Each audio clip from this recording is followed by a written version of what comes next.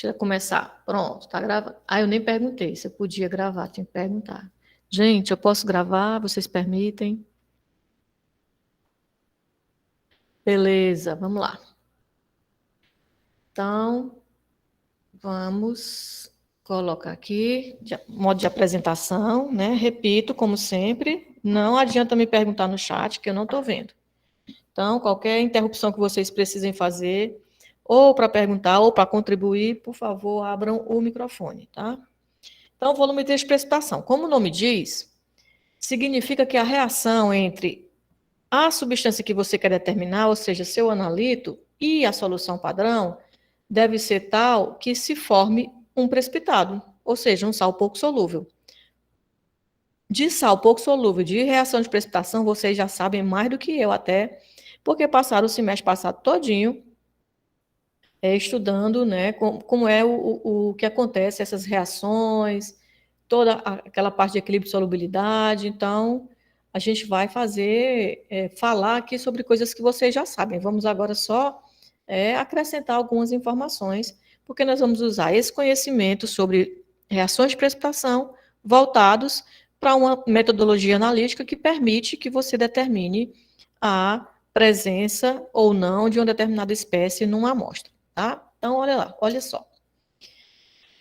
O princípio do método, né, da volumetria de precipitação, ele vai se basear, obviamente, em formação de compostos pouco solúveis, precipitados. Dei um exemplo aqui básico, íon bário com o íon sulfato, aqui é uma equação essencial, né, vocês devem se lembrar disso, forma sulfato de bário precipitado, ou pouco solúvel. O que significa olhar para essa equação essencial? Significa que, vamos supor que eu queira determinar se existe o íon bário em determinada amostra, pronto, lá naquele caso que a gente falou do semestre passado do celobar, eu tenho a minha solução e eu quero ver se tem íons bários livre por lá. Então, eu posso pegar a minha amostra e fazer uma reação dela com sulfato, se formar um precipitado branco, eu já sei que tem íons bários livre lá. Do mesmo jeito, se for uma amostra que eu quero saber se tem sulfato, vamos supor que é uma água, eu trabalho numa indústria farmacêutica que produz soro fisiológico ou algum medicamento que seja líquido, que use água como solvente, então o tratamento da água ele tem que ser especial, né? A água não pode conter quase nada além de H2O. Então eu fiz o tratamento, mas eu quero ver se sobrou sulfato, como íon natural, né, das águas. Principalmente se for ali pela região centro-oeste, tem muitos fervedouros, são águas sulfuradas, águas ricas em enxofre, né? E como o nosso ambiente é oxidante, a nossa atmosfera tem muito oxigênio, a forma mais oxidada do enxofre é o sulfato. Então, as águas devem ser ricas em sulfato. Eu vou querer saber se tem sulfato ali naquela água para saber se eu tenho que fazer um tratamento mais adequado ou se eu já posso usar para fazer o meu medicamento. Então, eu posso, por exemplo, pingar uma solução de bário, se formar um precipitado branco, ou se turvar, eu sei que existe sulfato ali. Então, é nisso que se baseia a volumetria de neutralização, em formação de precipitados. Um fator que limita ou que limitava esse tipo de metodologia logo no início, né, do seu desenvolvimento era a velocidade das reações. Às vezes, a velocidade da reação de precipitação é lenta. Não sei se vocês se lembram no semestre passado, que o professor Antônio Carlos deve ter falado para vocês, em alguns grupos, a gente tinha a amostra, adicionava o reagente precipitante e tinha que aquecer. Aquecer justamente para que se atingisse aquela condição de supersaturação relativa e que a reação tivesse uma velocidade maior ao acontecer e o precipitado se formar.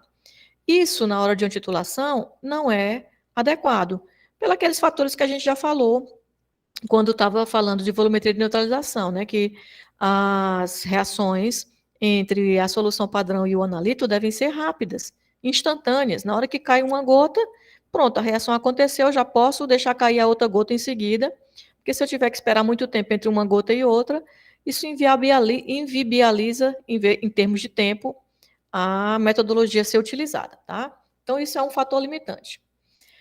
Outro fator é Ah, mas eu posso jogar logo o reagente todinho de uma vez e esperar. Nós falamos sobre isso no semestre passado, né? Se eu adiciono uma quantidade de reagente precipitante maior do que a necessária num tempo mínimo, eu posso, ao invés de gerar um precipitado, gerar um complexo, porque houve um excesso de concentração do íon precipitante ao redor do íon que eu quero precipitar, e isso pode formar um complexo e ele vai ficar solúvel ao invés de insolúvel, né? A gente falou sobre isso no semestre passado e a gente vai rever agora. Uma das formas de tentar minimizar esses fatores limitantes, caso eles existam, é utilizar, ao invés de solvente para o meu reacional ser a água, utilizar um solvente menos polar do que a água. Por exemplo, aí etanol ou acetona, ou uma mistura, né? Por exemplo, uma proporção de água com etanol, 3 para 1, 3 de água para 1 de etanol. A gente também falou sobre isso no semestre passado, quando estava estudando equilíbrio de solubilidade, que a natureza do solvente pode diminuir a solubilidade de um sal pouco solúvel, justamente porque os sais são constituídos de ligações iônicas, formam íons, são moléculas polares. Em solventes menos polares do que a água, eles têm uma dificuldade maior de solubilização, ou seja, precipitam com mais eficiência. Então, isso também pode ser utilizado como recurso, caso seja necessário. Inicialmente, justamente por esses fatores, os métodos de aplicação da volumetria de precipitação eram muito poucos e quase não se usavam. Só tinham basicamente dois métodos, um chamado método de Liebig e outro chamado de mercurimetria. Ambos utilizavam soluções de mercúrio, que por si só hoje já seriam evitadas por conta da toxicidade, e o ponto final era visualizado pela não mais existência de turvação quando a gente adicionasse uma gota. Então, você tinha que adicionar uma gota e tinha que ter óleos de lince para ver se estava turvando ou não. Você agitava, mesmo que já tivesse formado precipitado, você agitava, colocava uma gota, agitava, então tinha que esperar sedimentar todo aquele precipitado e olhar se ao pingar a próxima gota haveria alguma turvação. Quando você não percebesse mais turvação, então é porque tinha chegado ao ponto final. Por si só pela essa descrição, a gente já vê que era uma grande fonte de erros, porque era um fator muito subjetivo. Então, ele existia, mas era mais uma coisa assim, só teórica mesmo, né? De que descobriram essas possibilidades de reação e tal. Não tinha muita aplicabilidade prática. Até que o pessoal que estudava esse tipo de volumetria descobriu, né, as propriedades da prata. E aí, a partir das propriedades da prata, eu, sem querer, coloquei o slide para ele passar automático, e aí por isso que ele está passando, tá? Mas eu vou voltando. A prata, ela consegue reagir muito bem, rapidamente, né? Formando precipitados fáceis de visualizar, com todos os aletos, cloreto, brometo, iodeto e também com o íon tiocianato. Então, por conta disso, criou-se, né, ou desenvolveu-se, dentro da metodologia de volumetria de precipitação, os métodos chamados argentimétricos, ou seja, é toda uma gama de métodos que utiliza como solução padrão uma solução que contenha o íon prata. Então, chama-se argentimetria. Por quê? Porque a gente vai medir a quantidade de solução de prata que foi necessária para reagir com o analito. E por esse número de mols da prata, conhecendo a estequiometria da reação, a gente consegue descobrir a concentração do analito. Então, aqui tem um exemplo, né, de como a prata precipita com cloreto, com iodeto, com tiocianato. E a partir daí, o sal de prata mais solúvel que a gente conhece, mais fácil de trabalhar, é o nitrato de prata. Então, os métodos argentimétricos, ou todas as técnicas ligadas à argentimetria, são aquelas que usam como solução padrão o nitrato de prata. Essa solução padrão não é uma solução direta. Opa, só um minuto que chegou alguém. Deixa eu autorizar aqui. Então, essa solução padrão de prata, ela não é uma solução padrão direta, porque o nitrato de prata não é um reagente padrão primário. Apesar dele ser muito solúvel, apesar dele ter um peso molecular relativamente elevado, apesar de ele ser conseguido com pureza, né, adequada, de conservação do sal relativamente fácil, porém, ele se degrada na presença de luz. Na presença de luz, o nitrato de prata vai se degradando ou vai se reduzindo para a prata metálica. Eu não me lembro se eu já falei para vocês, mas aqueles óculos, né, que tem as lentes transitions, que quando a gente está dentro de casa ou está num local sombreado, as lentes ficam transparentes e quando está na presença da luz as lentes ficam escuras, é exatamente porque tem ali dentro daquela lente íons prata. No escuro, ele fica na forma de íon. Na presença da luz, ele se reduz, forma prata metálica e escurece a lente. Como ali dentro da lente, né, é um ambiente fechado, é uma solução sólida, a prata está ali aprisionada, ela não vai embora, essa reação fica sendo reversível. No caso da solução padrão, não, porque você vai fazer a solução padrão, na hora que você tirou o reagente que você vai pesar, ele já entrou em contato com a luz. Não tem como você retirar desse contato com a luz. Só depois que você faz a solução é que você vai guardar, você vai armazenar num frasco escuro para diminuir essa possibilidade. Mas na hora que você abriu o frasco, tirou, colocou no becker, vai ambientar a pipeta, vai ambientar a bureta, etc e tal, ele já está ali sofrendo com a presença da luz. Então, ele não é um reagente padrão primário. A gente faz a solução e vai padronizar. O que se utiliza para padronizar? Geralmente se utiliza solução padrão de cloreto de sódio. Cloreto de sódio é estável, não é o cloreto de sódio puro, né? O cloreto de sódio PA não é higroscópico, diferentemente do sal de cozinha que a gente tem em casa, que é cloreto de sódio, mas é higroscópico, porque como ele é retirado da partir da água do mar, ele traz outros íons junto com eles, outros sulfatos, carbonatos, outros íons que vêm junto, que mesmo em pequena quantidade, causam a propriedade a possibilidade de ser higroscópico, né? Por isso que o sal dos saleiros ele vai ficando úmido e vai ficando mais difícil de ser retirado. O cloreto de sódio PA não, é só NaCl praticamente, 99% de pureza. Então ele é um reagente considerado padrão primário, faz sua solução padrão direta de cloreto de sódio, padroniza-se a solução de nitrato de prata e a partir daí se pode utilizar. Mesmo assim, aconselha-se que não se faça grandes volumes, né? Por que eu estou falando de grandes volumes? Alguém pode pensar assim, mas quem que vai fazer 5 litros de solução? Só se o cabo for doido. Vamos supor que você trabalha numa indústria e todo dia aquela indústria fabrica aquele medicamento. Todo dia você tem que fazer o controle de qualidade daquele medicamento, vários lotes por dia, 24 horas a indústria funciona.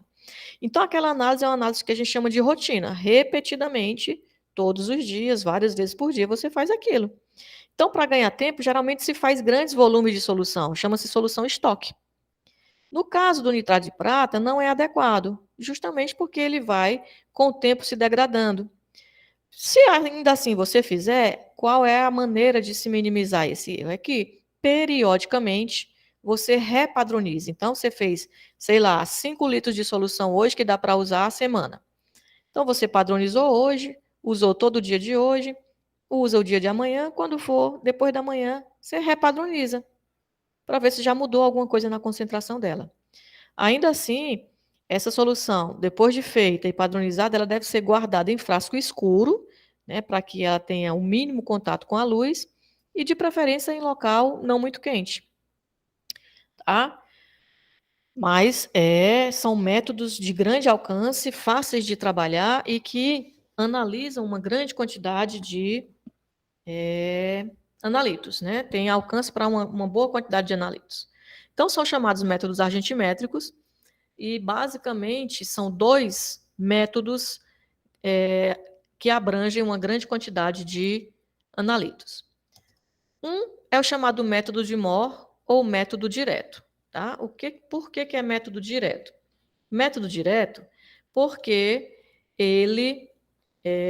você vai padronizar a sua amostra diretamente com a solução padrão. Eu não sei se vocês lembram, na volumetria de neutralização, nós falamos da análise do ácido acetil salicílico. Como o analito é ácido, a gente padronizava diretamente com a solução padrão de hidróxido de sódio. Mas quando a gente foi para a análise do hidróxido de magnésio, a gente fez uma coisa chamada titulação de retorno. A gente pegava um excesso de ácido clorídrico, colocava para reagir com hidróxido de magnésio, e o que sobrava era que a gente titulava com hidróxido de sódio. Esse método da titulação de retorno é um método indireto. Por quê? Porque você está usando a solução padrão não para titular diretamente a amostra, mas para titular o excesso de uma solução que reagiu anteriormente com a amostra. Então, é um método indireto. O método de Moore, não. O método de Moore é direto. Você pega a sua amostra e titula diretamente com a solução padrão. Qual é a solução padrão? Bem, como ele é um método argentimétrico, a solução padrão é a solução de nitrato de prata. Nem o mouse hoje está querendo funcionar contente. Vamos ver aqui, se eu trocando aqui de porta, ele vai. Vai não. Então, olha só, a solução padrão é a de nitrato de prata. E para visualizar o ponto final, nesse método de Moore, vai sempre utilizar o indicador cromato de potássio. Verifiquem que já há aí uma diferença entre a volumetria de precipitação e a volumetria de neutralização. Lá na volumetria de neutralização, dependendo do par, né? Que par é esse que eu estou falando? O par que é analito é solução padrão. Dependendo do pH do ponto final da titulação, eu posso usar fenolftaleína, ou eu posso usar vermelho de metila, ou eu posso usar azul de bromotimol. Eu vou escolher o indicador de acordo com as condições de pH lá do ponto final.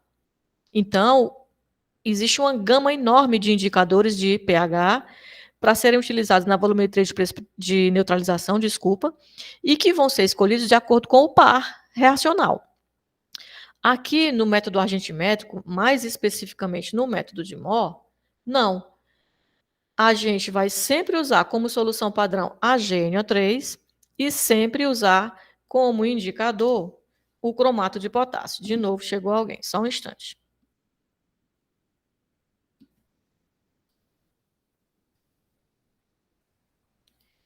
Então, sempre a solução padrão vai ser a GNO3, porque é método argentimétrico, todos os métodos argentimétricos, e no caso do método de Moore, o indicador vai sempre ser cromato de potássio.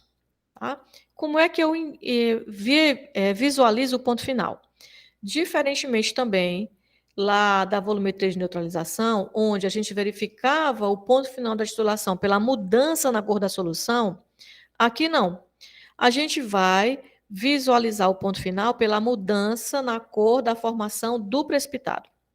Na realidade, não é nem o precipitado que vai mudar de cor. Vai se formar um segundo precipitado com uma cor diferente do primeiro. Como é que é isso? A gente disse que a prata reage muito bem com todos os aletos. Então, vamos supor que eu estou tentando determinar na minha amostra se existe cloreto.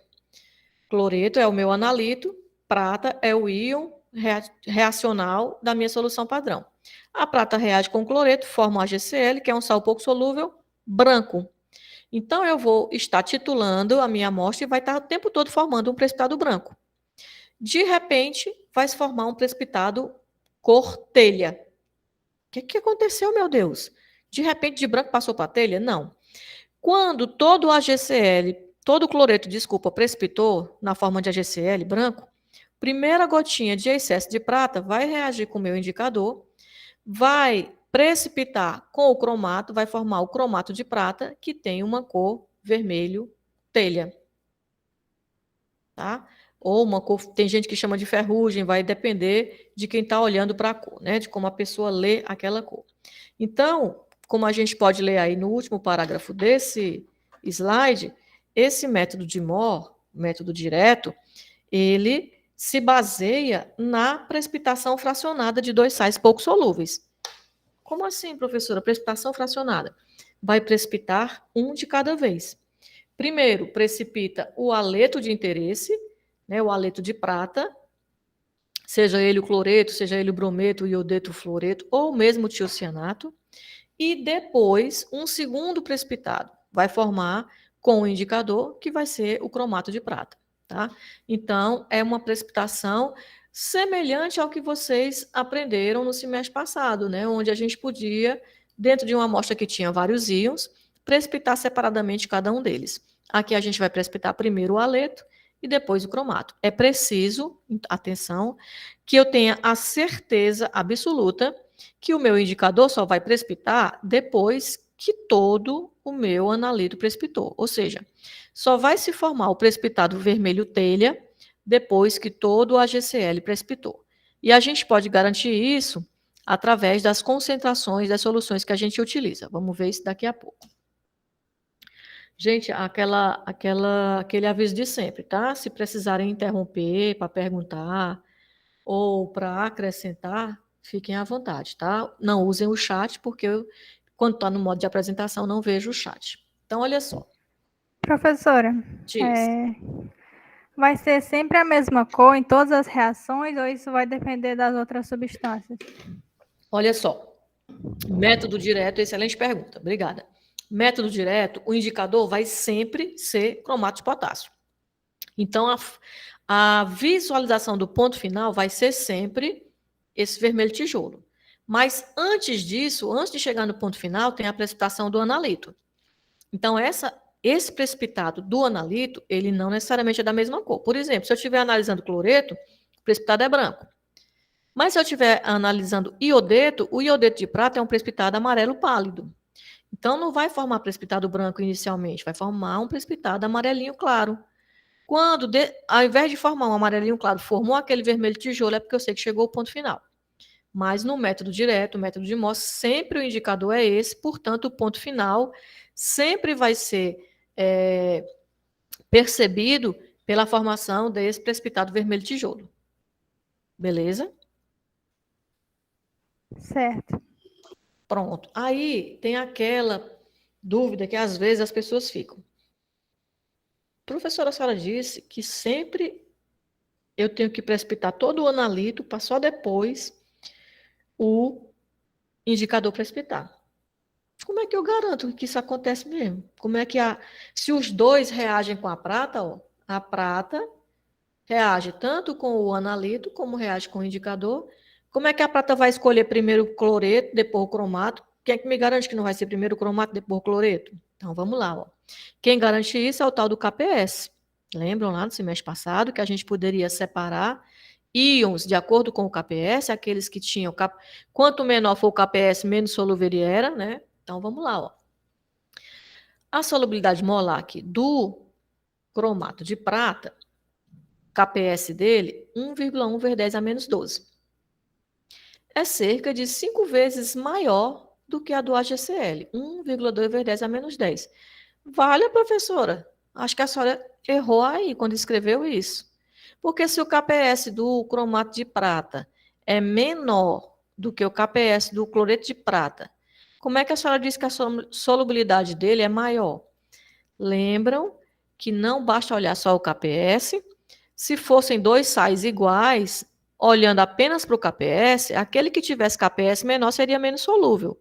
Mas aqui não são dois sais iguais, em que sentido? Ó, aqui a equivalência de prata para cloreto é de 1 para 1. Mas aqui no cromato de prata é de duas pratas para um cromato. Então eu não posso apenas olhar o KPS, eu tenho que olhar a solubilidade molar. Então vamos ver como é que é isso aí, tá? Aqui ele diz, como a solubilidade do cromato é maior, significa que ele vai passar mais tempo solúvel, mais tempo em solução. Então, consequentemente, o AgCl precipita primeiro. Eu tenho que fazer esse cálculo para os outros aletos, se eu for analisar um outro aleto ou mesmo tiocianato, tá? Eu tenho que fazer se eu for desenvolver um método, né? Como os métodos já são desenvolvidos, a gente vai seguir a metodologia já presente na literatura, mas a gente tem que entender por que que usou aquela solução X e não a solução Y, tá? Então, olha só. Vamos já ver como é que a gente encontra essa solubilidade molar e qual a concentração adequada de indicador que a gente tem que usar. Só mais algumas informações sobre esse método, método de Mohr ou método direto. Ele é rápido, porque eu titulo a amostra diretamente com a solução padrão, simples, seguro, como qualquer método volumétrico. Ele tem uma desvantagem. Por quê? Ele se aplica a uma faixa de pH relativamente estreita. Ó.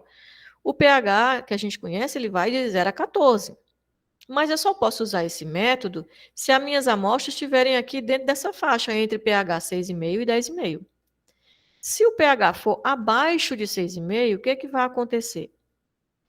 Esse cromato de potássio, que é o indicador, que ele é adicionado no meio, lá no começo da análise, e como ele é um sal, ele vai ficar K+, CrO4-, ou seja, vai ter o íon cromato livre lá no meio, para depois que a prata precipitar todo o haleto, ela precipitar o cromato.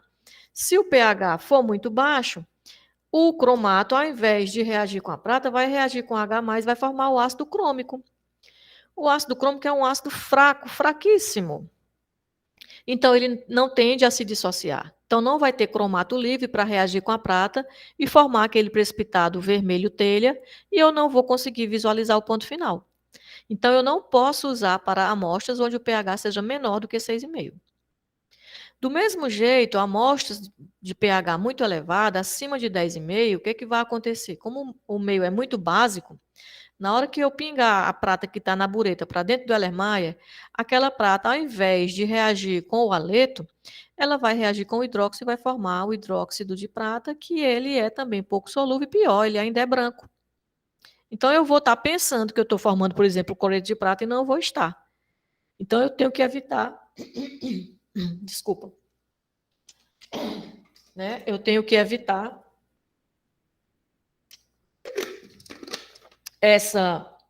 a utilizar esse método se a minha amostra for com pH menor do que 6,5 ou se for com pH acima de 10,5.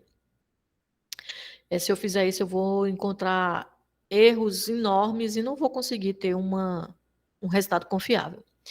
Além disso, há a necessidade de se realizar um ensaio em branco. O que é ensaio em branco? Toda a vida na química que a gente fala alguma coisa em branco, significa que nós vamos simular o ambiente reacional sem a presença do íon de reação, no caso, o analito. Ou seja, eu vou pegar minha solução que eu quero analisar, faz de conta que eu quero ver quanto que tem de cloreto na urina de alguém.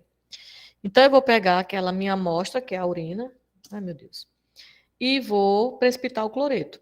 O ensaio em branco eu vou pegar uma outra solução que imite a matriz da urina, que tenha lá proteína, que tenha ureia, que tenha várias coisas e que não tenha cloreto. Ele é, em relação ao analito, ele é livre, ele é branco, é zero, não tem nada. Você não viu.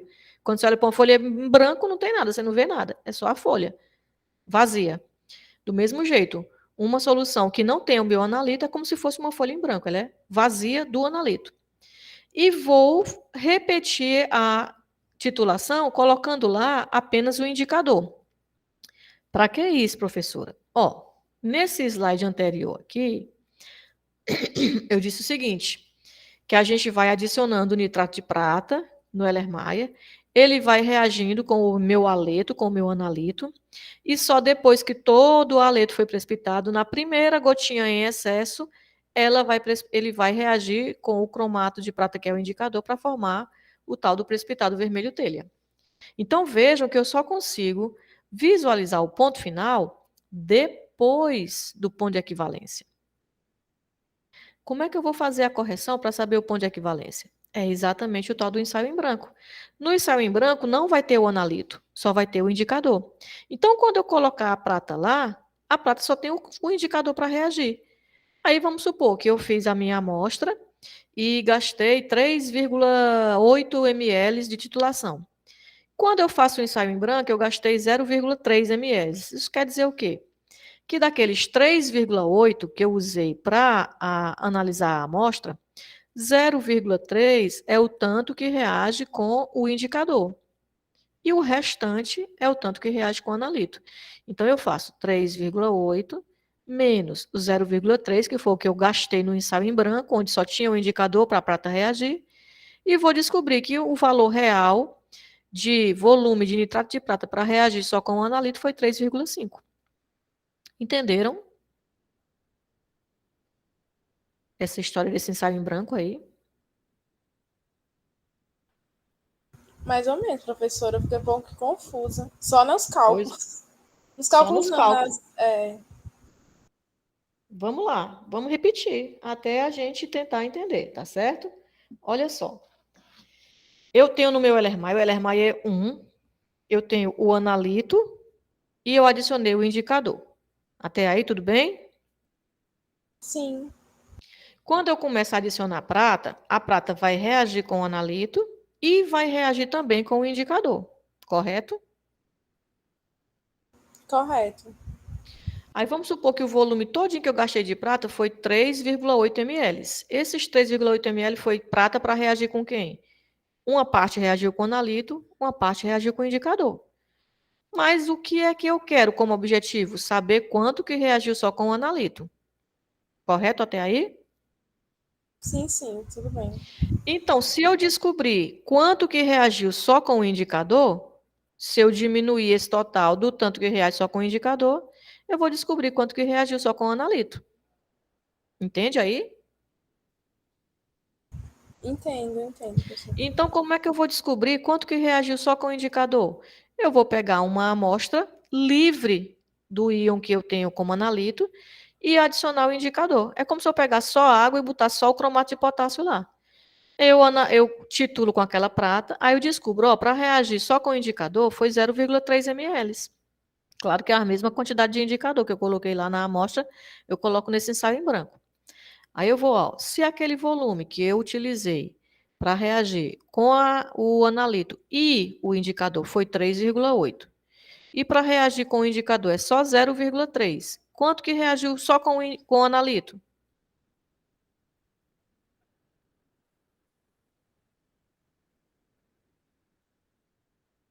É uma pergunta.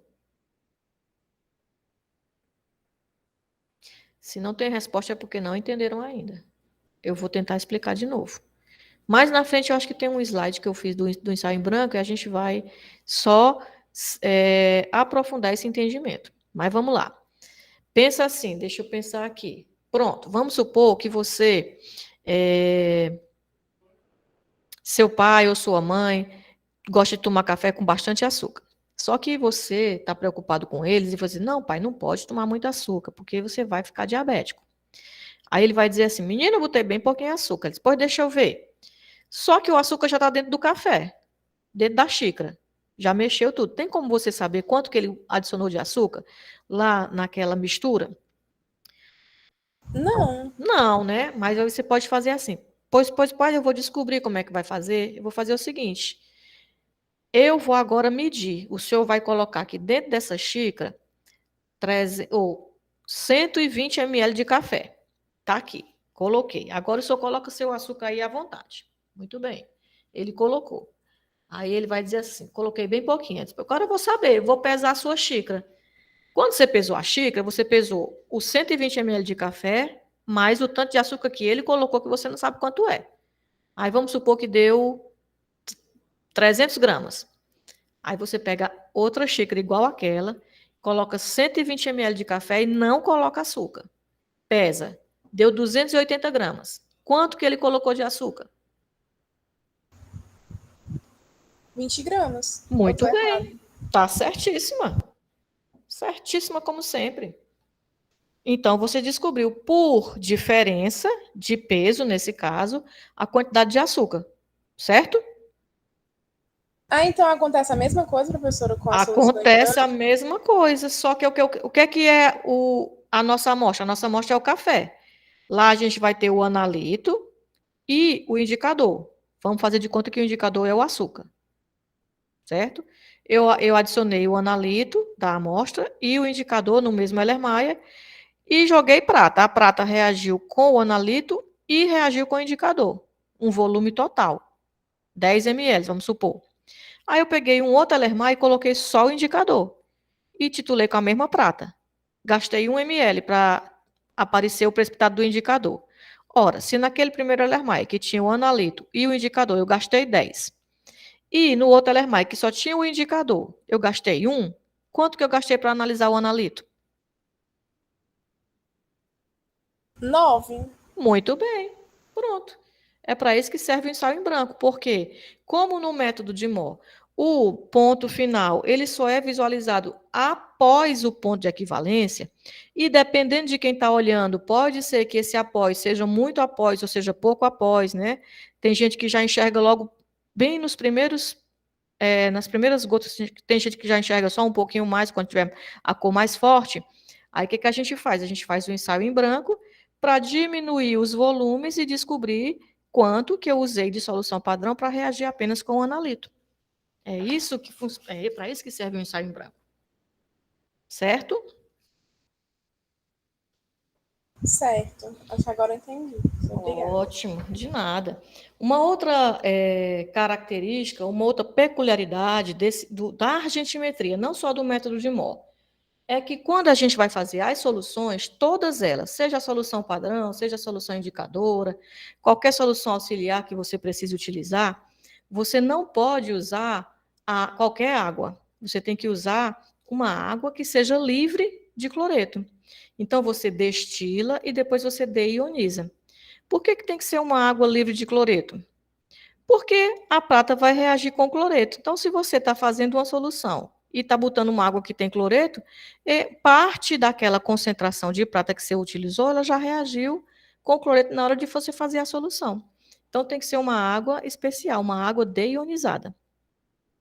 Ok?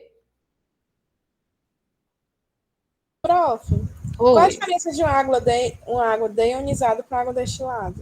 Muito bem, boa pergunta. As duas formas são formas de tentar retirar os íons dissolvidos na água que existem naturalmente em qualquer água, porque a água é o solvente universal.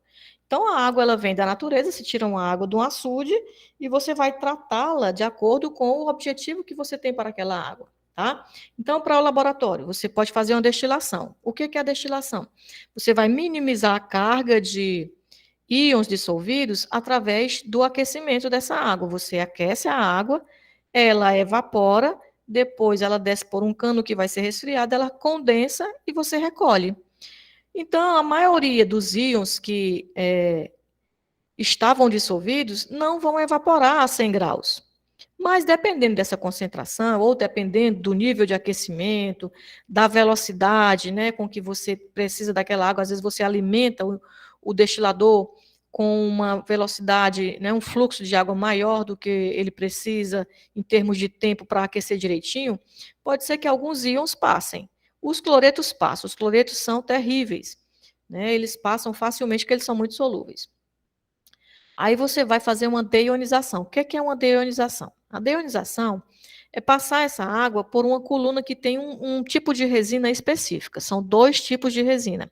Existem as resinas catiônicas e as resinas aniônicas. O que essas resinas fazem? Olha, de acordo com o nome, catiônica, aniônica. A catiônica, ela fixa, já que ela é catiônica, ela é positiva, ela fixa os íons negativos, ou seja, os ânions que tem ali, e na hora que ele entra em contato com aquele sítio ativo daquele material, daquela resina, e fica fixado, ela libera H+ para o meio. E a aniônica faz o contrário, ela capta os cátions que tem ali dissolvido naquela água e libera OH. H com OH forma água. Então, a água deionizada já é um segundo passo na purificação dessa água. Então, ela já vai sair ainda com menos íons dissolvidos. Não existe, ou pelo menos até o meu conhecimento de hoje, uma metodologia que a água fique só H2O e nada mais, né? Que a gente descobre isso via condutividade. Mas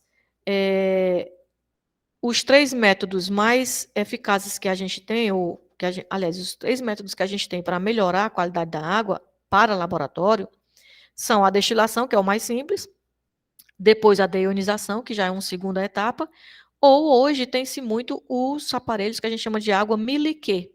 O que é um aparelho de miliquê?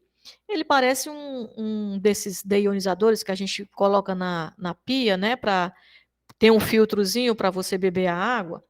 Ele parece aqueles aparelhozinhos, só que em vez de um filtro simples, ele tem uma membrana de osmose reversa.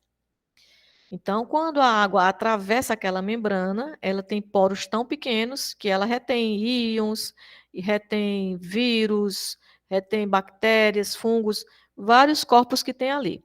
Essa água é a água mais pura que a gente tem hoje em termos de tecnologia para laboratório. Ainda assim, ela não tem condutividade zero. Alguma coisinha, por menor que seja, passa, tá? Mas para que o nível da volumetria de neutralização, né, o nível de faixa de concentração e de erro que ela permite, a água deionizada já é suficiente. Por que, professora, que a gente não faz logo a Meliquê? A senhora disse que é suficiente. Quanto mais tratamento a gente tiver que fazer numa água, obviamente mais caro será aquela análise. Então, se aqui a deionização já é suficiente, a gente faz só até a deionização. Ai, mas eu quero fazer Meliquê, porque eu gosto tudo perfeito. Maravilha. Faz, você vai fazer com que o teu laboratório gaste mais, e daqui a pouco o teu patrão diz assim, já é isso. O químico anterior que tinha aqui, ele não gastava tanto quanto você, não. Depois que você chegou, o laboratório começou, ao invés de dar lucro, está dando prejuízo. Ou diminuiu a faixa de lucros. Aí você vai ver que nem sempre a perfeição é o ideal, dependendo da situação. Se a água deionizada já é o suficiente para que tenha-se confiabilidade no método de análise, a gente usa a água deionizada. Beleza? Entendeu a diferença? Entendi, professora. Obrigada. Eu não Pode. sabia que existia esse outro método. O biliquê? Ou Aham. Pois é, existe sim. O miliquê é o mais utilizado hoje em dia, né, na indústria farmacêutica, porque quando a gente vai produzir um medicamento, a gente precisa que a água seja o mais pura possível, não só microbiologicamente, mas também quimicamente. Microbiologicamente é óbvio, né, para ela não carrear doenças, né, e quimicamente para não ter perigo daquele princípio ativo reagir com possíveis espécies químicas presentes na água. Então, a osmose reversa é muito utilizada na indústria farmacêutica, tá? Existem outras formas também de tratar a água, ou efluentes, mas são mais específicas, vai de acordo com o efluente ou com a água bruta, né, de onde ela vem e para qual objetivo que ela vai ser utilizada. Mas o mais simples, mais direto, mais rápido para se utilizar hoje na indústria farmacêutica é a osmose reversa. Então, olha só, a gente falou aqui que toda vida que eu usar o método de Moore, o indicador utilizado vai ser o cromato de potássio, e a técnica, né, na qual se inspira esse uso é a técnica de precipitação fracionada. Esses indicadores, eles mostram ou esse indicador, o cromato de potássio, ele mostra o ponto final da titulação através da precipitação com a solução padrão. Então, essa segunda precipitação, ou a ação desse indicador, se baseia exatamente no princípio da titulação diferencial, e esse tipo de indicador é chamado de indicador de precipitação. Não é porque ele é utilizado na volumetria de precipitação, não, é porque ele indica o ponto final através de uma reação de precipitação. Tá? Então, isso aqui é revisar o que a gente já viu no semestre que vem, ou semestre passado, mas eu vou falar porque eu sei que a gente vê, aí tem as férias e parece que a gente tem uma espécie de amnésia, né? As férias, amnésia, quando começa o semestre seguinte parece que a gente nem fez a química analítica 1, ninguém se lembra de nada, né? Então vamos lá. Os indicadores de precipitação são aqueles que se baseiam no princípio da titulação diferencial, ou seja, da precipitação também diferencial. Primeiro precipita um de acordo com seu KPS e depois precipita o outro. São, titulação ou precipitação diferencial de misturas de íons, que íons? No caso, que a gente está dando exemplo, cloreto, que é o analito, e o cromato, que é o íon lá do indicador. Precipitáveis, ou seja, todos dois vão formar sais pouco solúveis pelo mesmo reagente. Que reagente é esse? A tal da solução padrão. Tanto o cloreto, que é o analito, quanto o cromato, que é do indicador, precipitam com a solução padrão de prata. Então, baseia-se no princípio da titulação diferencial, porque a reação de precipitação vai tomar efeito através da técnica de titulação de misturas de íons precipitáveis pelo mesmo reagente. Gente, eu estou falando rápido demais? Mais ou menos, professora. Então, eu vou diminuir, tá? Eu estava achando ok. Tá achando ok, mas eu vou tentar diminuir também, porque eu mesmo notei que eu estava falando muito rápido. Às vezes a gente é tanta coisa para fazer Que a gente entra num ritmo de loucura e nem percebe que precisa dar uma diminuída, né? Super entendo. Eu acho, inclusive, que a minha doença da semana passada foi só sobrecarga mesmo, né? Tô com os músculos todos tensos, chega, eu tô com uma dor nas costas que eu tô usando salompas e não passa. Vamos lá. De novo, no método de Moore ou método direto, os indicadores são considerados ou são nomeados de indicadores de precipitação. Por quê? Porque a ação deles se baseia no princípio da titulação diferencial. Ou seja, eu vou titular dois íons diferentes em momentos diferentes. Por isso se chama titulação diferencial. De mistura de íons. Que misturas são essas? Lá no meu Erlenmeyer, eu tenho o íon, que é o meu analito, por exemplo, o cloreto, e tenho o íon que pertence ao indicador, que é o cromato. Então, são dois íons misturados, e os dois são precipitáveis, ou seja, eles participam de reações de precipitação pelo mesmo reagente, ou seja, com o mesmo cátion, no caso a prata, que é a solução padrão. Então, eu vou ter lá no meu Erlenmeyer, ao final da titulação, a precipitação do cloreto de prata e a precipitação do cromato de prata, de cores diferentes, mas são dois íons diferentes, misturados, precipitados pelo mesmo reagente, que é o nitrato de prata. Até aí, ok?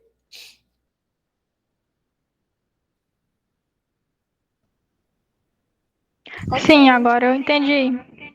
Beleza, né? Então vamos lá.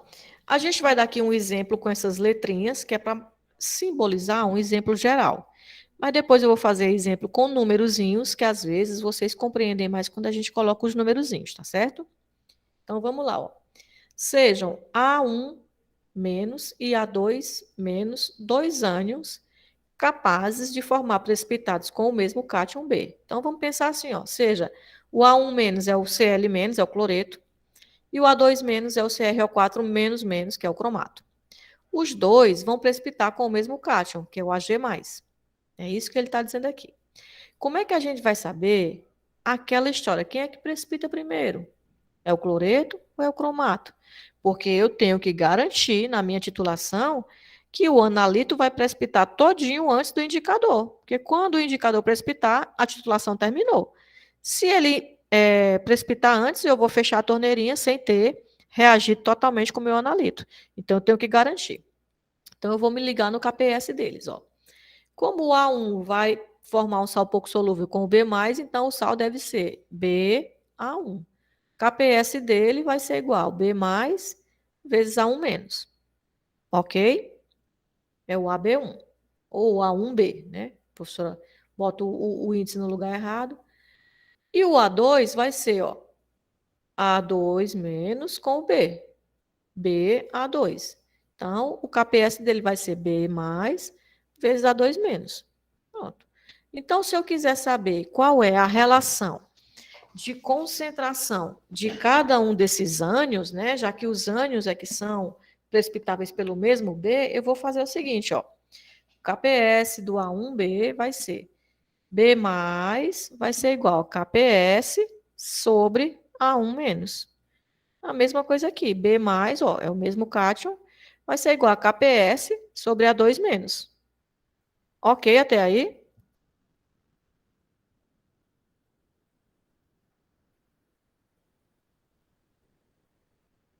Sim, sim. Então, agora eu vou dizer o seguinte, ó. Isso aqui é B+, e isso aqui também é B+. Então, eu vou igualar um ao outro.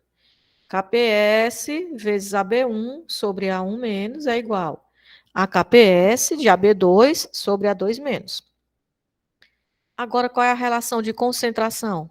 Justamente para saber que concentração que eu vou colocar na solução indicadora para garantir. Vou colocar, ó, significa que se eu colocar esse A2 mais para o lado de lá, e esse KPS AB1 menos para cá. Então, ó, a concentração do A2 menos sobre a concentração do A1 menos é igual ao KPS do AB2 sobre o KPS do AB1. Ó, esse KPS do AB1 veio para cá e o A2 menos foi para lá. Então, ó, como isso aqui é tabelado, isso aqui também é tabelado, eu tenho condição de saber, ó, se eu colocar uma concentração, sei lá, 0,1 molar do A1, qual é a faixa de concentração que o A2 vai poder precipitar antes do A1? Então, por essa relação matemática, a gente consegue descobrir que concentração adequada é para eu usar o indicador, dependendo também, obviamente, da faixa de concentração da minha amostra. Tá? Vamos ver isso em números, ver se vamos lá. Antes da gente chegar lá no número do indicador, eu fiz aquela revisão do que a gente viu no semestre passado. Precipitação fracionada ou seletiva. Isso aqui foi o mesmo slide do semestre passado, só para vocês verificarem depois que eu não estou mentindo. Isso aqui a gente viu no semestre passado, apesar de alguns não se lembrarem, né? Então, esse processo de precipitação fracionada, ele é importantíssimo, né? Quando a gente quer separar espécies de interesse, no caso, o analito do indicador. Então, coloquei aqui um exemplo, ó. Uma solução contendo íons bário, ó, esse é o cátion. Nessa concentração, 10 a menos 2, e estrôncio é o outro cátion, são os íons diferentes, na mesma concentração. Adicionou-se gota a gota uma solução de sulfato de sódio. Ó, o sulfato é o ânion. Esse ânion, ele tanto precipita o estrôncio, quanto precipita o bário. Tá? Considerando que não há variação do volume final e que o KPS do sulfato de bário é 1,1 vezes 10 a menos 10 e do sulfato de estrôncio é 2,8 vezes 10 a menos 7, responda. Então, ó, nós temos um ânion só, que é o meu reagente, faz de conta que a minha solução padrão é o sulfato de sódio, para precipitar estrôncio e bário. São dois íons distintos, precipitáveis pelo mesmo ânion. Dois cátions distintos, precipitados pelo mesmo ânion. Então, ele quer saber, primeiro, qual sal precipita primeiro e qual é a concentração de sulfato necessária para começar a precipitar o bário e depois para precipitar o estrôncio. Então, ó, qual sal precipita primeiro? Nesse caso, é tranquilo, porque tanto sulfato de bário quanto sulfato de estrôncio são sais semelhantes, um para um. Um estrôncio para um sulfato, um bário para um sulfato. Quando são sais de estruturas semelhantes, basta que a gente olhe o valor do KPS. Quanto menor o KPS, menos solúvel é o sal, portanto, ele precipita primeiro. No caso, ó, o sulfato de bário é 1,1 vezes 10 a menos 10 e do estrôncio é 2,1 vezes 10 a menos 7. Então, a gente já sabe que o bário vai precipitar primeiro. Mas, mesmo assim, eu fiz, né? Tá aqui, ó, o sulfato de bário precipita primeiro, porque o KPS dele é menor do que o sulfato de estrôncio. Mas eu quis aqui fazer um fator, né, para a gente ver se é muito próximo essa solubilidade deles, ou se a gente pode confiar que realmente todo o bário vai precipitar antes do estrôncio. Dividindo um KPS pelo outro, que é mais ou menos o que está aqui, ó, dividindo um KPS pelo outro, a gente descobre que a relação de concentração entre bário e estrôncio é 3,93 vezes 10 a menos 4.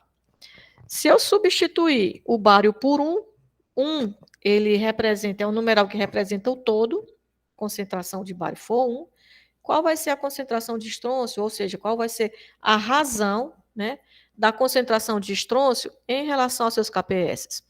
E com isso a gente chega nesse valor, aproximadamente 2,5 mil. O que é que significa dizer isso?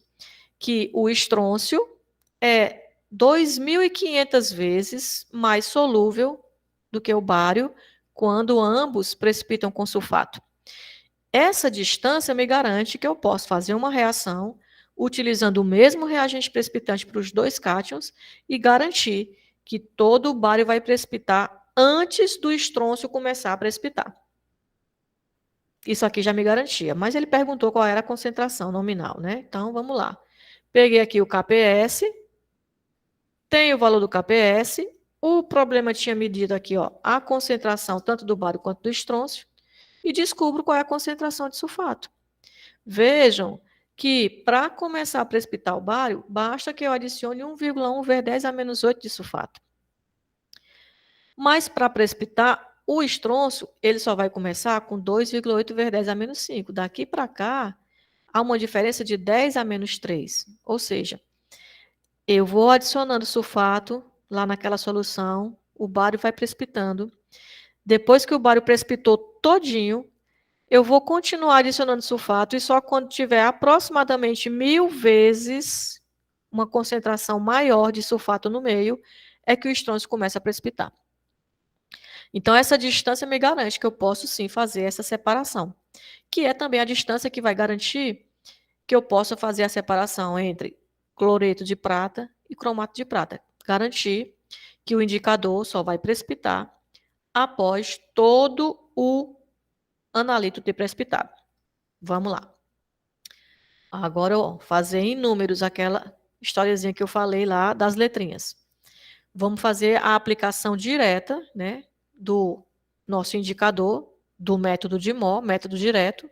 Sempre vai usar indicador cromato de potássio. Veja que eu estou repetindo isso várias vezes, né? Dica, quando a professora repete uma coisa várias vezes, que geralmente aquela coisa é importante, tem chance de ter alguma pergunta sobre ela na prova, né? O indicador, quando eu uso o método de Mohr, método direto, sempre vai ser o indicador cromato de potássio, que é um indicador de precipitação. Então, a gente vai fazer aqui os cálculos, né, para ver se realmente todo o cloreto, se ele for meu analito, precipita antes do cromato começar a precipitar. Então, ó, a minha amostra vai precipitar na forma de AgCl. O meu analito é o Cl, a minha solução padrão é o nitrato de prata, vai precipitar na forma de AgCl. KPS do AgCl, 1,2 vezes 10 a menos 10. O indicador, ou seja, o ponto final, só vai ser visualizado quando o cromato de potássio, que é o indicador, precipitar o cromato com a prata, Ag2CrO4, que é um precipitado vermelho telha. Esse aqui é branco, esse aqui é vermelho telha. O KPS desse sal é 1,1 vezes 10 a menos 12. Se a gente caísse aqui na armadilha de olhar só para o KPS, alguém desavisado poderia dizer assim: ah, minha filha, esse aqui, ó, o KPS dele é menor, ele vai precipitar primeiro. Só que na vida real não acontece isso. Quem precipita primeiro é o cloreto e não o cromato. Vamos ver se isso é verdade. Olha só. KPS do AgCl é Ag mais vezes Cl menos. Se a gente substituir por S para descobrir a sua solubilidade molar, a gente vai ver que S ao quadrado é igual a 1,2 vezes 10 a menos 5, portanto, S vai ser 1,1 vezes 10 a menos 5. Essa é a solubilidade do íon Cl ou do íon Ag+, quando forma o AgCl. Lá no cromato de prata é diferente, ó. Eu tenho Ag2CrO4. Então, ó, vai ser esse sal se ioniza formando 2 mols de prata para cada mol de cromato.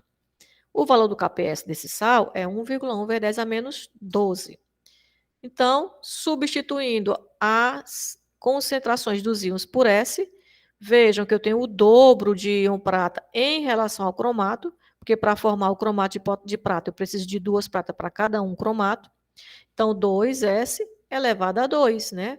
A lei da ação das massas de Gutenberg e Weiss diz que o coeficiente da concentração de uma espécie influencia na sua velocidade, elevando-a ao quadrado. Então, 2S, porque a concentração é o dobro, é elevado ao quadrado por conta da lei de ação das massas, vezes o S, que é a concentraçãozinha do cromato. Resolvendo essa equaçãozinha matemática, a gente vai chegar, ó, que a solubilidade molar da prata em relação ao cromato, ou do íon cromato, quando ele forma cromato de prata, é 6,5 vezes 10 a menos 5. Se a gente observar aqui, ó, esse sal é aproximadamente 6 vezes ou 7 vezes mais solúvel do que a prata. É por isso que, mesmo o cromato de prata tendo um KPS menor do que o AgCl, a gente garante que o cloreto precipita antes do cromato, porque a solubilidade dele é menor. Então, me garante que eu posso sim, que o Mohr, né, que foi que desenvolveu esse método, era um rapaz bem inteligente, e que ele estava certo de dizer que o cloreto precipitava todinho antes do cromato, antes do indicador. Até aí, ok, gente?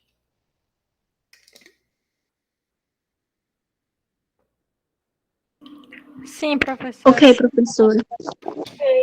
Maravilha. Então, vamos lá. E aí, quando eu vou fazer a solução de indicador? Solução de cromato de potássio. Eu faço que concentração, professora? Posso fazer uma solução 80%? Não sei, vamos ver. Olha só. A concentração de prata no ponto de equivalência numa titulação de cloreto com HNO3 é a seguinte. AgCl, né? É igual ao KPS, Ag mais VCl menos, vai ser raiz quadrada do KPS. Então, essa é a concentração de prata que a gente vai ter lá no meio para reagir. Desculpa, é a concentração de prata que a gente precisa ter lá no meio para reagir com o cloreto. E quanto é que eu preciso ter de cromato? Desculpa, gente. É para reagir com cloreto. E quanto é que eu preciso ter de cromato para ele reagir? Professora, não podia botar uma concentração assim bem alta, não? Para garantir? Teoricamente, até você pode. Teoricamente. Mas você não deve. Por quê? Você vai procurar saber qual é a concentração mínima para você fazer a solução. Primeiro, uma concentração muito exagerada pode trazer reações paralelas ou reações indesejadas. Por exemplo, formar complexo ao invés de precipitado. E ao invés de precipitar, ficar solúvel e você não vai visualizar o ponto final. Outra coisa, se você fizer uma concentração muito maior do que a necessária, você está gastando reagente desnecessariamente. E reagente é caro, você compra. Outra coisa, quando você usa uma concentração maior do que a adequada, aquele efluente que você vai gerar, aquele resíduo que você vai gerar, vai ter mais cromato do que o mínimo necessário. E para um descarte ambientalmente correto, você tem que tratar o efluente, porque tem cromo. E cromo é um metal pesado. Então, quanto mais esse efluente for rico em cromo, mais você vai gastar para tratar. Então, você vai ter um prejuízo duplo, porque você está gastando mais reagente sem necessidade e gastando mais para tratar o efluente que você vai ter que descartar. Então, por isso, a gente faz o cálculo para ver qual é a concentração mínima necessária para que o cromato possa ser utilizado como indicador no meio da titulação, funcionar a contento. Você pode, sei lá, para garantir, colocar, sei lá, 5 vezes a mais, 3 vezes a mais, né, para garantir. Mas não coloca muito, tá? Então, olha só. O mesmo raciocínio, ó, o cromato vai ser o KPS do Ag mais ao quadrado, né? Lembrando que no cromato de prata, a concentração de prata é o dobro da concentração de cromato. Por isso que apareceu esse doisinho aqui, ó. 2 vezes a concentração de prata. Olha a concentração de prata que eu coloquei aqui. Aquela que a gente descobriu lá no cloreto, porque eu estou comparando, vou voltar lá para aquele outro lá, estou comparando, ó, a concentração dos íons que vão estar no meio misturados para precipitar com o mesmo reagente. Então, eu tenho que comparar a concentração do cromato em relação à concentração de prata para reagir com o cloreto. Então, ó, substituo aqui o KPS, substituo a concentração de prata e descubro a concentração mínima de cromato que eu tenho que ter lá no meio reacional para garantir, primeiro, que o cromato só vai precipitar depois do cloreto, e segundo, que eu vou ter cromato suficiente para que o meu olho perceba a mudança na cor do precipitado, é 2,5 vezes 10 a menos 3. Entenderam esse cálculo?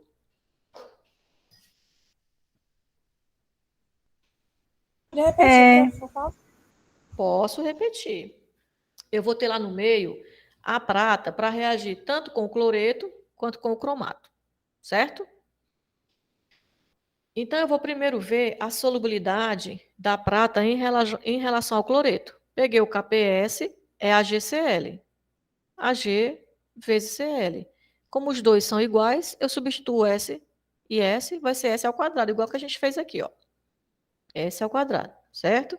Aí eu descubro que a concentração ou a solubilidade, né, de cloreto no cloreto de prata, se no meio tivesse só ele, é 1,1 vezes 10 a menos 5. Essa é a concentração, tanto de cloreto quanto de prata, se eu tenho um meio onde eu coloquei só a GCl para se dissolver na água. Até aí, ok? Esse valor, 1,1 vezes 10 a menos 5. certo.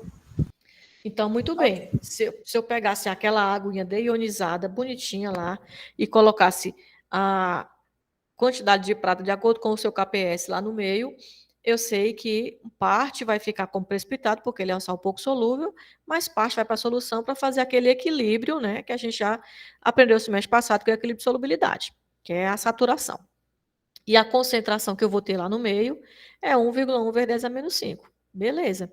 Então, se eu tenho isso aqui lá no meio, a primeira prata que eu jogar lá vai ser para reagir com esse cloreto. Depois eu tenho que colocar a prata para reagir com o cromato. Qual é a quantidade mínima de cromato que eu posso ter no meio para garantir que ele não vai precipitar antes da prata, porque ele é o indicador, eu preciso que ele precipite depois, antes do cloreto, desculpa. E segundo, para que o meu olho perceba a variação de cor do precipitado. Então, ó, eu já sei qual é a concentração mínima de Cl ou de prata, quando eu tenho só o AgCl, e eu vou agora comparar isso com o cromato de potássio. Peguei aqui, ó, cromato, que foi que eu fiz aqui? Fiz isso aqui, ó. Deixa eu voltar aqui. Ag é mais é a prata.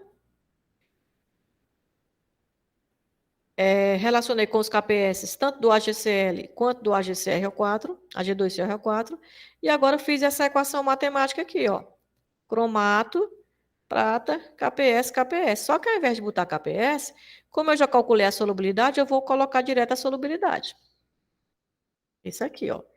KPS do cromato vai ser o quê? Vai ser Ag2 ao quadrado, 2Ag2 ao quadrado vezes cromato, né?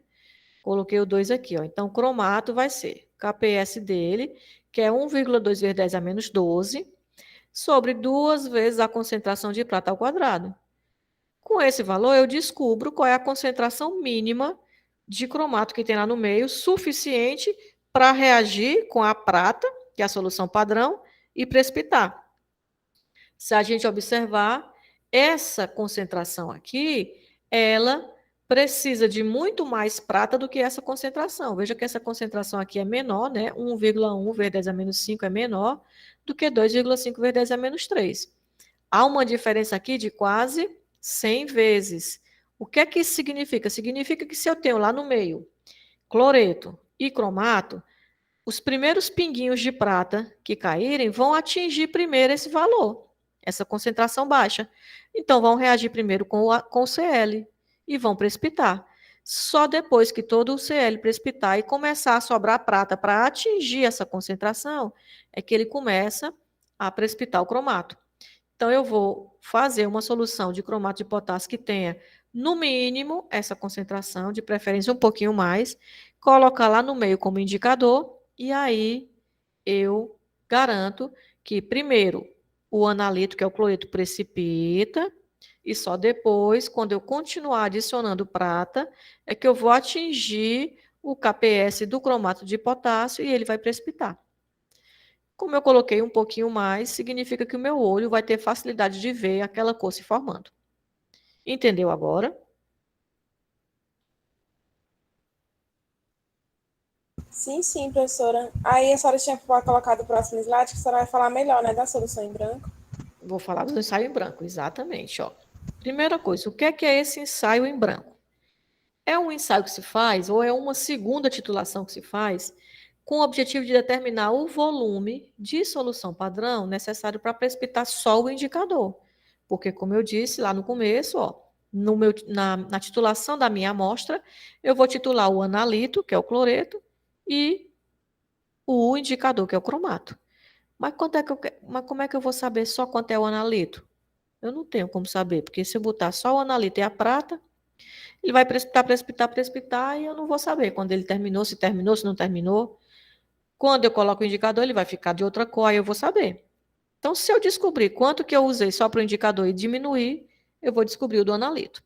Então, primeira coisa, eu preciso fazer com que esse ensaio em branco seja o mais parecido possível com o ensaio real da minha amostra. Na minha amostra, o que acontece? Eu tenho o cloreto e o íon cromato no meio. A solução ela fica assim amarelinha, porque o cromato de potássio é amarelinho. E o cloreto é incolor. Então, quando eu começo a titular, vai se formar primeiro o cloreto de prata, que é um precipitado branco. Então, vai formar aqui um precipitadozinho branco, e eu vou titulando, titulando, titulando, até que aparece aquele precipitado vermelho telha. Só que como tem já um precipitado branco lá no meio, esse vermelho telha vai ficar meio desbotado por conta do branco que se mistura com ele, quando eu agito o Erlenmeyer. Então, se eu for fazer o ensaio em branco e botar só o indicador, ele vai ficar uma cor muito mais escura. E aí eu vou ficar na dúvida, será que é isso mesmo? Ficou tão escuro? Será que eu botei mais do que o necessário? Então, para simular esse precipitado branco que é formado anteriormente, eu adiciono carbonato de cálcio. Por quê? Carbonato de cálcio é branco, é pouco solúvel, não vai para o meio, e a prata não reage nem com carbonato, nem com cálcio de maneira alguma. Então, ele não vai influenciar, ele só vai simular aquele precipitado branco para que as cores fiquem mais parecidas possíveis. Sempre lembrando, de titular com soluções, seja a solução indicadora, seja a solução padrão, seja a solução amostra, sempre preparada com água livre de cloreto, que é a água deionizada, tá? Então, vamos lá. Procedimento, eu vou fazer a primeira titulação, que é a minha titulação da minha amostra. Na minha amostra tem o meu analito, que eu quero descobrir, que é cloreto. Faz de conta que eu trabalho numa indústria que produz soro fisiológico.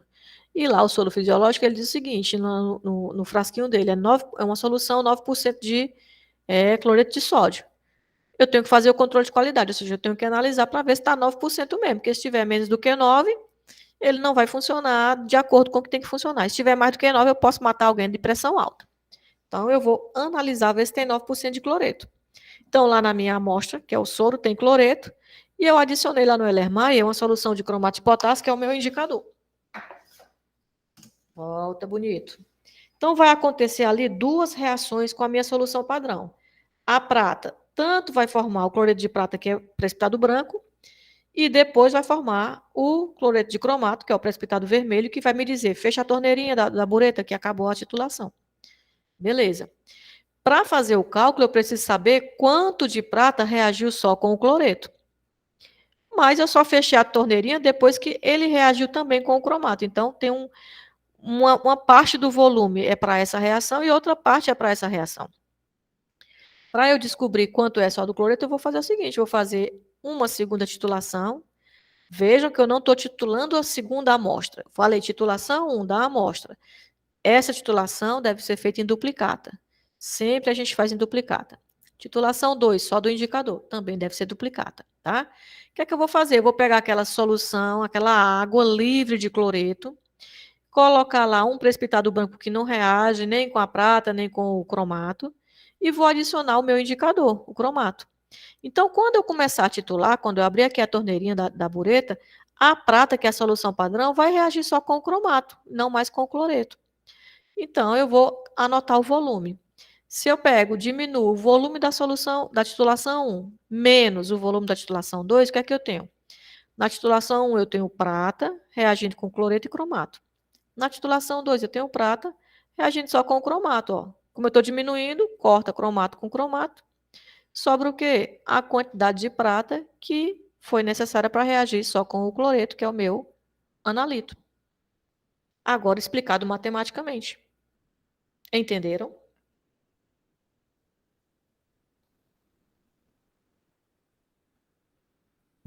Entendi, professora.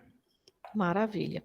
Então, agora a gente vai ver os nossos videozinhos das titulações, né, ou das análises, né, feitas com método de moda. Deixa eu fazer aqui para a apresentação. Aí agora eu tenho que... É uma guia, né? Que eu tenho que fazer. Mas eu tenho que primeiro abrir aqui uma guia. Fazer o seguinte. Pegar essa URL aqui.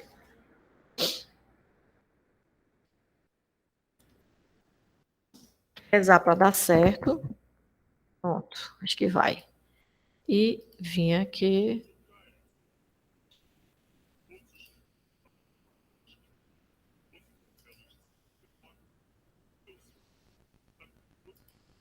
Vocês estão vendo o vídeo? O vídeo não. Hein, gente?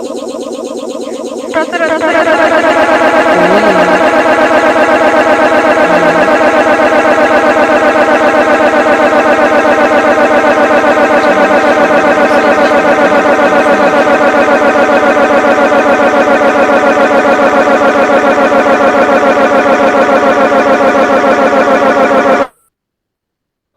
Você estava me ouvindo, não?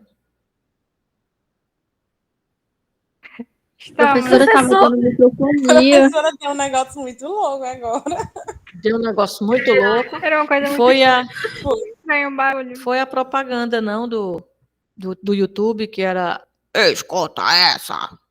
Não, não, não, Não, era não. barulho. Era só um Foi na hora barulho. que as meninas falaram, aí ecoou eternamente. Vixe, Maria.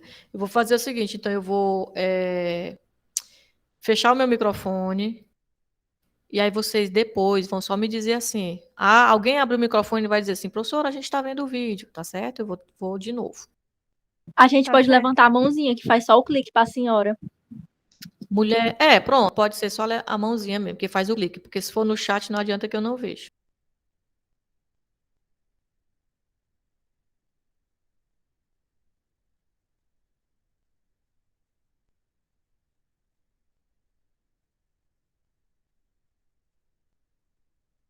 Estamos vendo.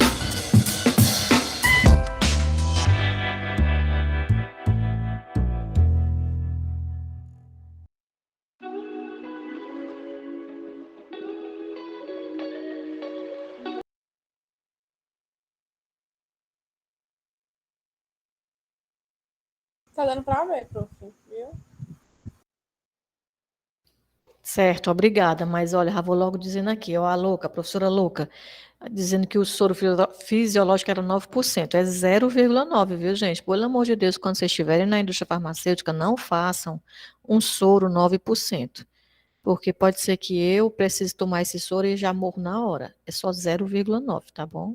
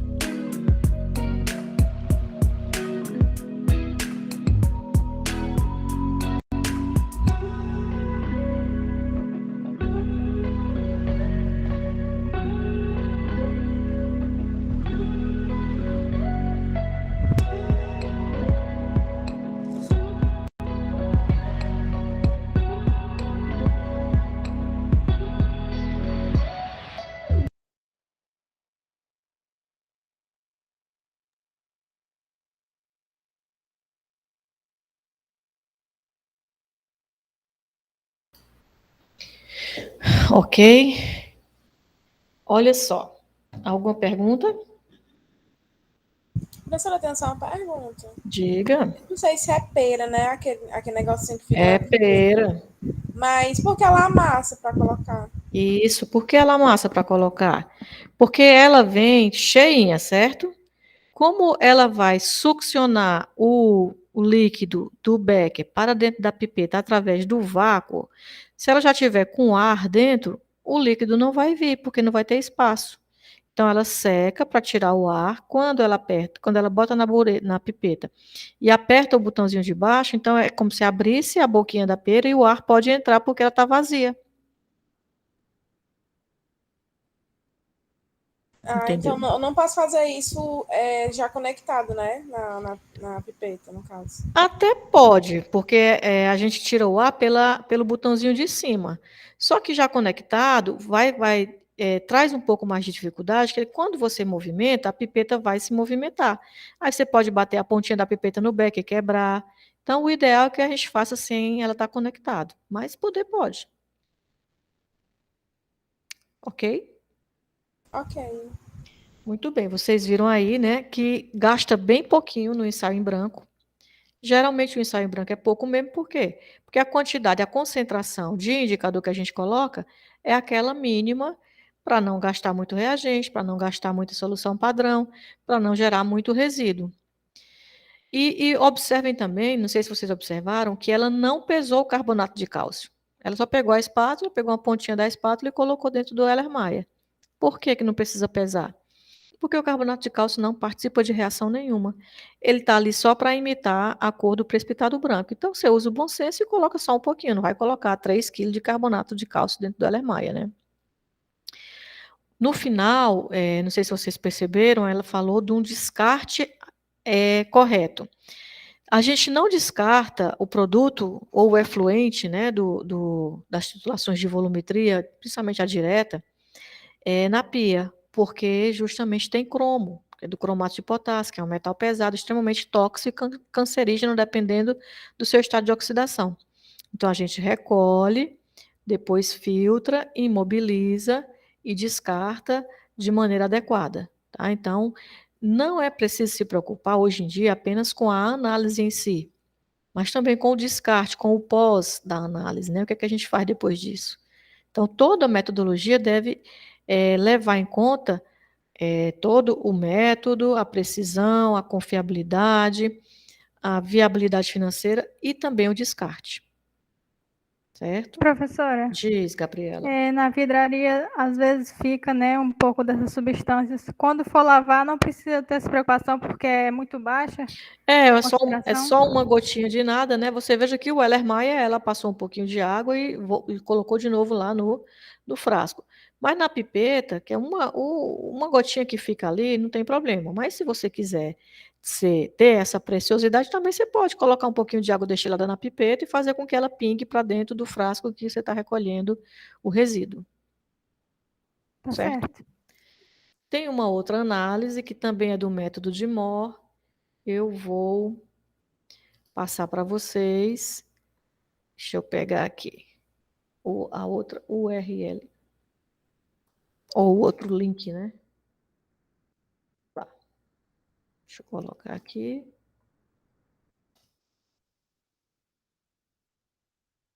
A internet está assim, porque não é da minha casa, não, é a daqui do PC. Aí aqui do PC, de vez em quando ela quer fazer uma surpresinha para a gente. Ontem de manhã a gente estava aqui sem internet. Pronto, eu vou agora de novo, né? Eu não fiquei parando o vídeo e explicando na hora, porque não sei se aquela história do eco foi por conta do meu microfone, então eu fechei o microfone para garantir.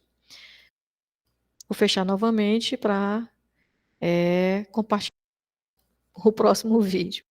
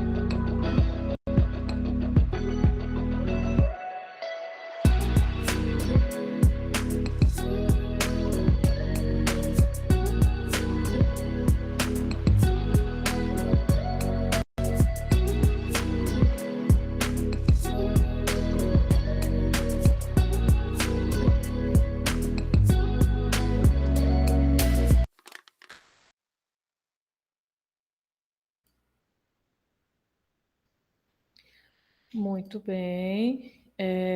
Eu quero fazer uma pergunta.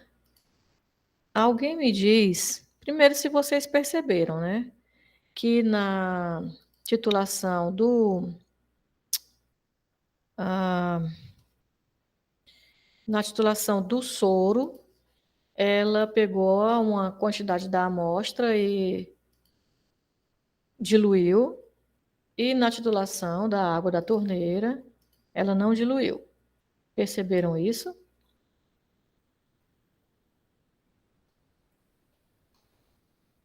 Eu percebi que foi diluída na primeira do soro. Isso, a do soro ela diluiu e na da água da torneira ela não diluiu. Alguém tem alguma ideia por quê?